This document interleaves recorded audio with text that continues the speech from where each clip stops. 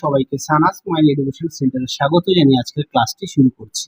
আজকে তোমাদের সঙ্গে আলোচনা করব তোমরা যারা ষষ্ঠ শ্রেণীর তৃতীয় পর্যায়ক্রমিক মূল্যায়ন পরীক্ষা দেবে তোমাদের জন্য রায় ও মার্টিন প্রশ্ন বিচিত্র থেকে আজকে সমাধান করব ষষ্ঠ শ্রেণীর পরিবেশ ও বিজ্ঞান বিষয়ের মডেল নাম্বার 12, অর্থাৎ 12 নম্বর স্কুলে যে সমস্ত ছোট ও বড় প্রশ্নগুলি আছে তার সমস্ত প্রশ্নের উত্তরের সমাধান করে দেখাবো। চলো দেরি না করে মূল বিষয়ে যাওয়া যাক। একে কি আছে, সঠিক উত্তরটি নির্বাচন করো। এক দাগে আছে যে মৌলের চিহ্ন কে, সেটি হলো উত্তরটা লিখবে পটাশিয়াম, অপশন ডি। দুই দাগের প্রশ্নের উত্তরটা হবে অপশন ডি হিরে। আমি প্রশ্নটা আর বলছি না, তাহলে কি ভিডিওটা একটু ছোট হবে। তিন দাগের প্রশ্নের উত্তরটা হবে অপশন ডি আয়তন। চারের উত্তরটা হবে অপশন এ বল। পাঁচ দাগের প্রশ্নের উত্তরটা হবে অপশন এ স্মৃতিশক্তি। ছয়ের উত্তরটা হবে অপশন সি তাপ শক্তি। সাতের উত্তরটা হবে অপশন এ প্রথম শ্রেণী লিভার। পরবর্তী দেখো 8 দাগের একটি সরল যন্ত্রের উদাহরণ হলো, উত্তরটা লিখবে শাবল, লিখবে অপশন সি।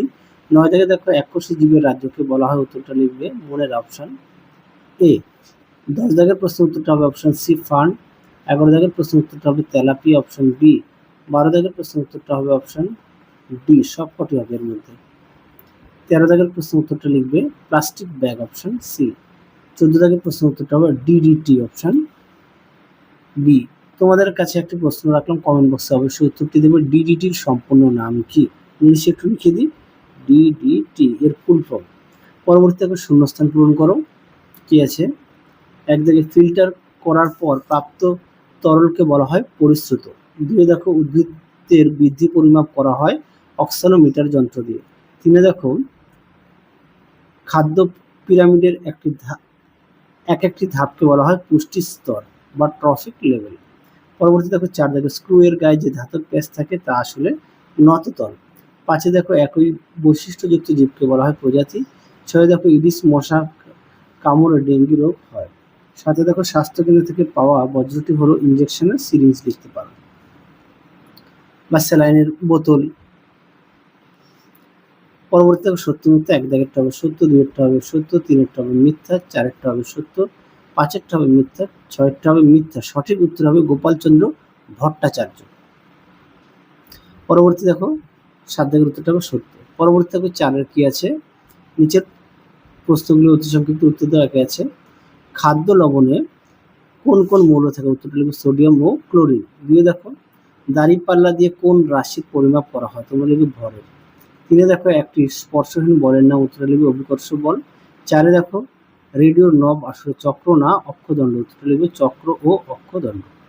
5-এ দেখো একটি ব্যক্তবিধি উদ্ভিদের নাম লিখে, উত্তরটা লিখবে পাইন ও সাইকাস, পাইন ও সাইকাস। 6 দেখো ব্লাবার কি, দেখো প্রশ্ন উত্তর।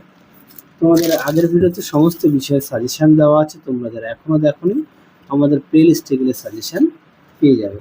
দেখে নাও ব্লাবার কি, দেখো ব্লাবার কি সুন্দর করে দেওয়া আছে, কাজটাও দেখে নিও।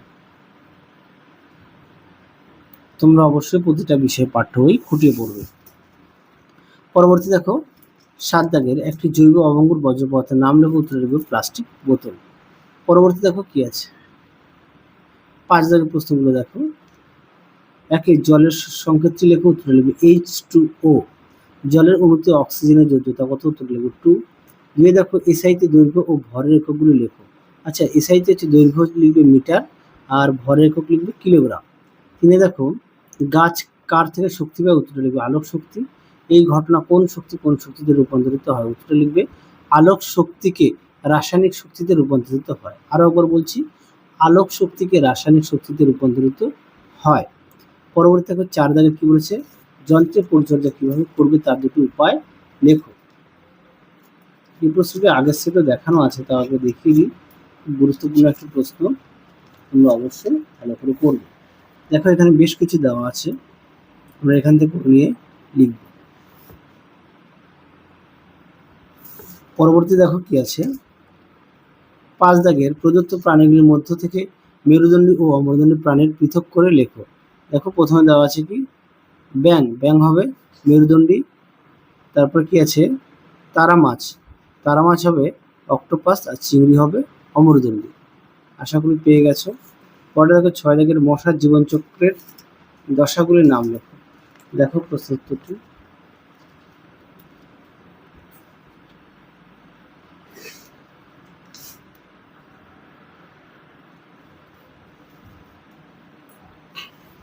দেখো প্রশ্ন উত্তরটি সুন্দর করে দেওয়া আছে, তোমরা অবশ্যই পড়ে নিয়ে লিখবে। যদি পারো চিত্রটা অবশ্যই উল্লেখ করবে। এই পর্যন্ত লিখবে। পরবর্তী দেখো, জৈব অভঙ্গুর বজ্র পদার্থ ও জৈব ভঙ্গুর বজ্র পদার্থ থেকে কেন বেশি ক্ষতিকর? দেখো প্রশ্ন উত্তর।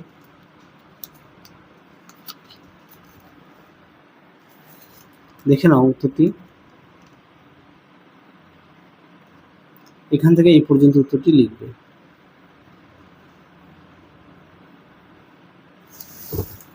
পরবর্তী দেখো 6 দাগের নিচের প্রশ্নগুলির উত্তর দাও। কি আছে দেখো, ধাতু ও অধাতুর মধ্যে পার্থক্য লেখো। দেখো প্রশ্ন উত্তর।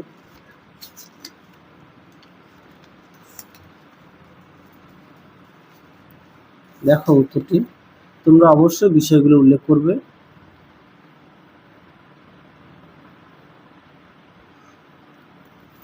পরবর্তী প্রশ্ন দেখো 2 দাগ। 2 দাগের প্রশ্নটা একটু দেখো, তোমাদের উত্তরটা দেখাই।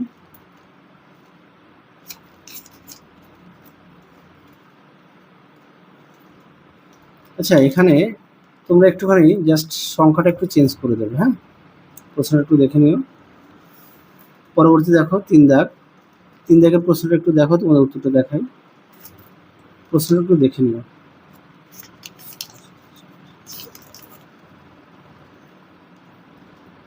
এখানেও দেখো দেওয়া আছে ইট দিয়ে। হ্যাঁ, তোমরা এই জায়গাটা একটুখানি নামটা চেঞ্জ করে দেবে, কাঁচ উল্লেখ করে দেবে। হ্যাঁ, পাথর দেওয়া আছে, কাঁচ উল্লেখ করে দেবে, একটু চেঞ্জ করে দেবে। পরবর্তী দেখো, তারপর বলেছে এক্ষেত্রে কোন শক্তি কোন শক্তিতে রূপান্তরিত হয়? উত্তরটা লিখবে যান্ত্রিক শক্তি শব্দ শক্তিতে রূপান্তরিত হয়। পরবর্তী দেখো, তোমার হাত কোন শ্রেণীর লিভার? উত্তরটা লিখবে তৃতীয় শ্রেণীর লিভার।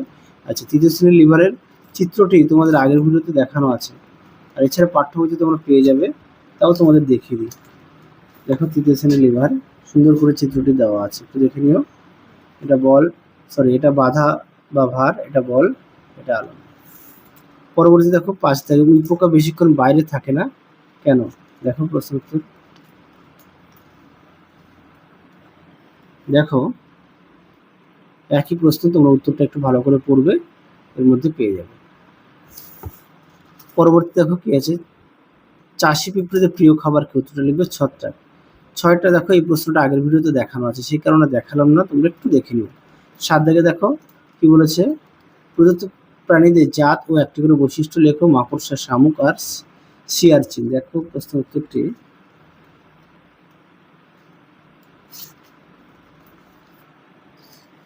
দেখো শামুক, মাকড়সা, দেখে নাও কোন গোষ্ঠীর। দেখে নাও, প্রথমে মাকড়সা এর বৈশিষ্ট্য দেবে আর গোষ্ঠীর নামটা দেবে, শামুক বৈশিষ্ট্য দেবে আর কোন গোষ্ঠীর নাম মোলাস্কা। পরবর্তী দেখো সিয়ারচিন, দেখো একানোডার্মাটা, এর বৈশিষ্ট্যটা দেবে। আশা করি দেখে নিয়েছো। তাহলে চলো আজকের মতো এখানেই সমাপ্ত করছি, আবার দেখা হবে খুব শীঘ্রই তোমাদের পরবর্তী ভিডিওতে। তোমরা সবাই সুস্থ থেকো, ভালো থেকো, আজকের মতো টাটা।